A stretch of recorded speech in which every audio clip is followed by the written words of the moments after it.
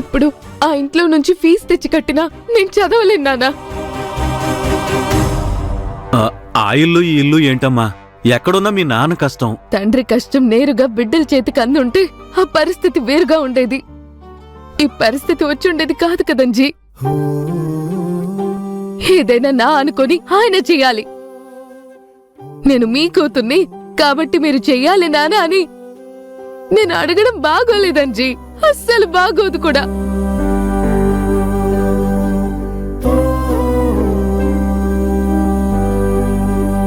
ఇలా మాట్లాడుతున్నందుకు నన్ను క్షమించండి నాన్న. కానీ ఇది మాత్రం నిజం.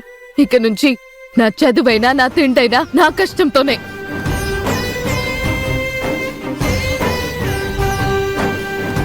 నా కాళ్ళ మీద నేను నిలబడి మమ్మల్ని మేము నిలబెట్టుకుంటాం అంతే.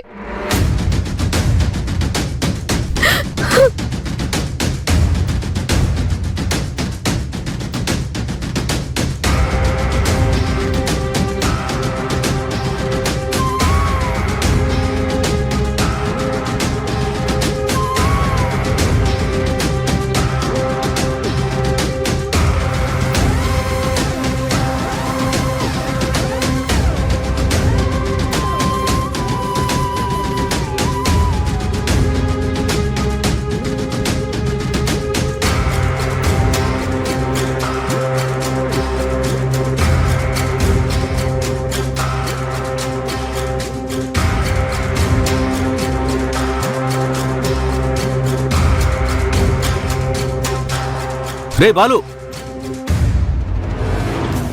రే రే రే రే, ఏంట్రా ఎక్కడికి వెళ్తున్నావు? వేదాన్ని ఇంత అవమానించిన విష్ణుగాడితో మాట్లాడాలి మావా. నువ్వెవడవురా వేద గురించి వాడితో మాట్లాడటానికి?